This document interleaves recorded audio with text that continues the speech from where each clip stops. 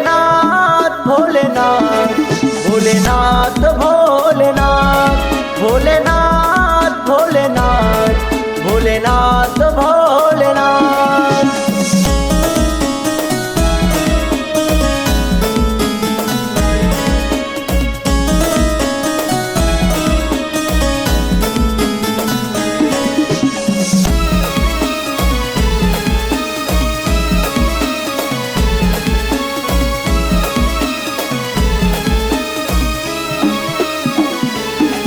अरे अजूनी महाशिवरात्र भजन कर समी भोले बाबाना भक्त समी भस्म लाव समी।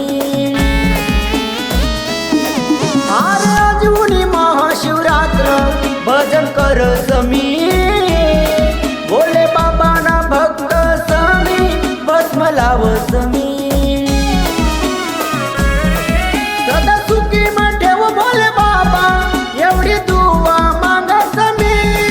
सदा सुखी ठेव भोले बाबा एवढी दुआ मागत मी।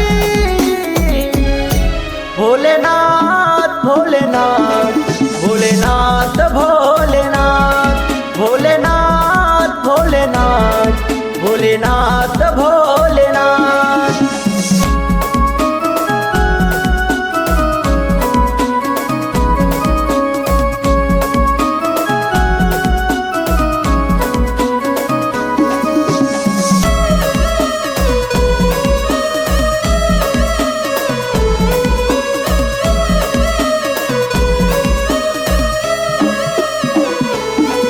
शिव शंभूना रूपच भारी रूप जटाधारी त्यानी जटामा गंगाच भारी रूप त्रिपुरारी।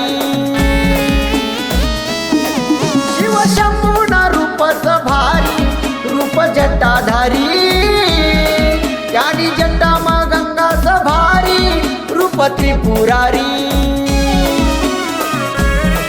मनी रिकामी बाबा झोळी अशी भिक्षा मागर मी। मनी रिकामी बाबा झोळी अशी भिक्षा मागर मी। भोलेनाथ भोलेनाथ भोलेनाथ भोलेनाथ भोलेनाथ भोलेनाथ भोलेनाथ भोलेनाथ।